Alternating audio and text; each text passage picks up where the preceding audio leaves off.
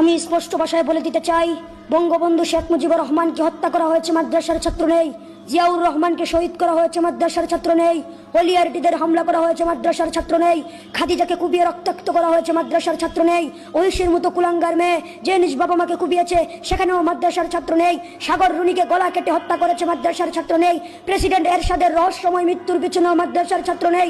শুধু তাই নয়, আরো কিছু তথ্য বলে দিতে চাই। বাংলার বাঘ, পৃথিবীর সকল মুসলমানদের হৃদয়ের স্পন্দন সাইদি সাহেবকে কারাগারে বদ্ধ করে মারার পিছনেও মাদ্রাসার ছাত্র নেই।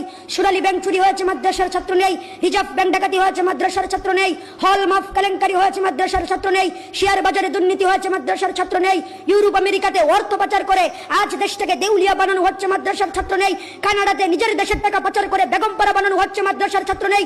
শুধু তাই নয়, টেকনাফ থেকে তেতুলিয়া, রূপসা থেকে পাথুরিয়া, সুন্দরবন থেকে বান্দরবন, সারা বাংলাদেশকে চ্যালেঞ্জ করে বলতে পারবো, স্বাধীনতার ইতিহাস থেকে আজ পর্যন্ত, পৃথিবীর শুরু থেকে আজ পর্যন্ত যে কোনো দেশে যত বড় বড় দুর্ঘটনা হয়েছে, কোনো একটা দুর্ঘটনার সাথে মাদ্রাসার ছাত্ররা কিংবা কোনো আলেম জড়িত আছে, ওই রকম প্রমাণ দ্বারা কেউ দিতে পারবে না।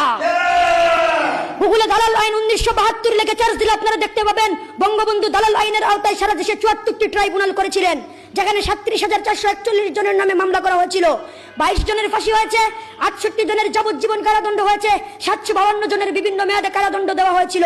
আশ্চর্যজনক হলেও সত্যি হলো 22 জন, 68 জন, 752 জন, এমনকি 37,441 জনের মধ্যেও ইসলামিক কোন নেতা বা আলেম নেই।